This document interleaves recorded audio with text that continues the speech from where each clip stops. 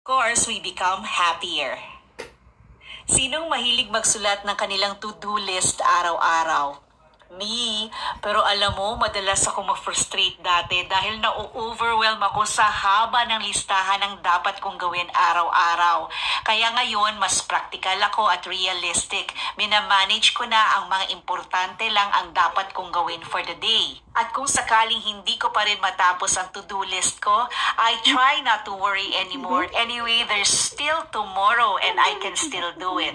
Friends, let's pick our battles. Kasi alam mo, less stress, less worries, we become healthier, and of course, we become happier. Sinong mahilig magsulat ng kanilang to-do list araw-araw?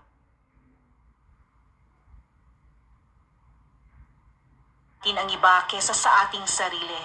But remember, you have to reward yourself too.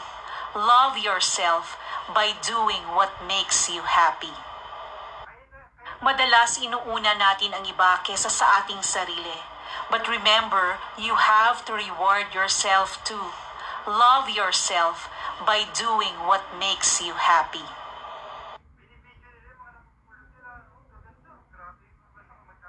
Mo ang sarili mo, ang kalusugan mo, ang mental health mo, pati na spiritual wellness mo. Alam kong marami kang ginagawa para sa pamilya mo at para sa iba. Pero tandaan mong importante na malusog ka dahil bawal magkasakit at kailangan ka nila. Alagaan mo ang sarili mo, ang kalusugan mo, ang mental health mo, pati na spiritual wellness mo.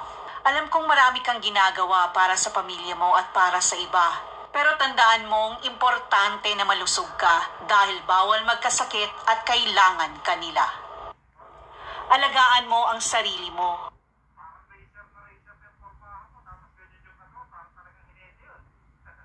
But it is true, life is too short, kaya wag mo sayangin ang oras mo.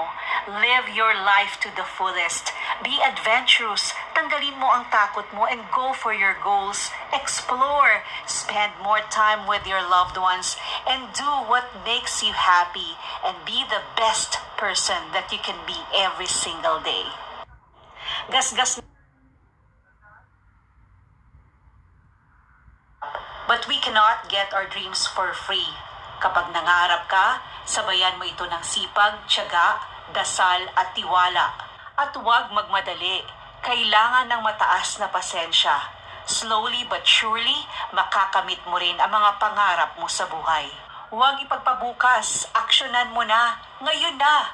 Walang mangyayari sa'yo kung nakaupo ka lang dyan at naghihintay ng grasya. Libre po ang mangarap. But we cannot get our dreams for free. Kapag nangarap ka, sabayan mo ito ng sipag, tiyaga, dasal at tiwala. At huwag magmadali. Kailangan ng mataas na pasensya.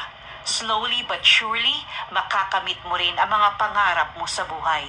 Huwag ipagpabukas, aksyonan mo na, ngayon na. Walang mangyayari sa'yo kung nakaupo ka lang dyan at naghihintay ng grasya.